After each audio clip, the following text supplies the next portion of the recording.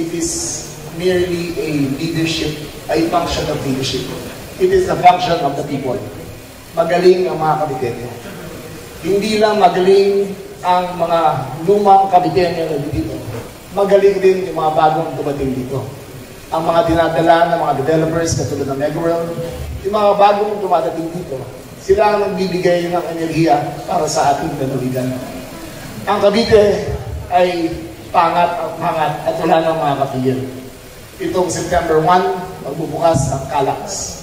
By second quarter, magbubukas ang Calax hanggang January Trias.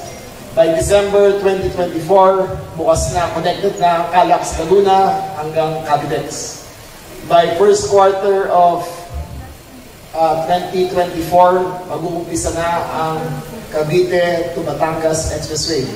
Na mula Dasmariñas, aakyat ng Tagaytay, kakanan sa may Indang, lalabas sa Magallanes, tatawid na sa Cebu, baba ng Calatagan, at magkoconnect sa Batangas City.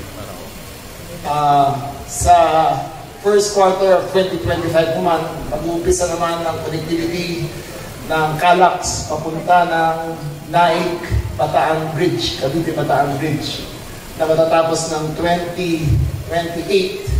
Magkoconnect naman yan, pagbaba nyo ng tulay ng Bataan Cavite, maglaland kayo sa isa pang highway na magkoconnect naman papunta dyan sa mga malalaking kanina. Ano po ang puntos ko? Kung ang Metro Manila ay nahihirapan ngayon dahil hindi makapag-usap mga mayor, hindi makakasundo mga tao, dito sa Cavite, nagkakasundo lahat. Dito sa Cavite, isang direksyon. Ang direksyonan ay pataas. Hindi para sa amin, ngunit para sa taas. Para sa pataas. Ang mga tao ay umunlad, ang mga bata ay lumalaki sa magandang lugar, ang lalawigan ay nagbago na. Ito po ang Cavite. Ito po ang Gerald Trias. Ito ang Tansa. At ito ang Pilipinas. Maraming umaga po at maraming salamat po.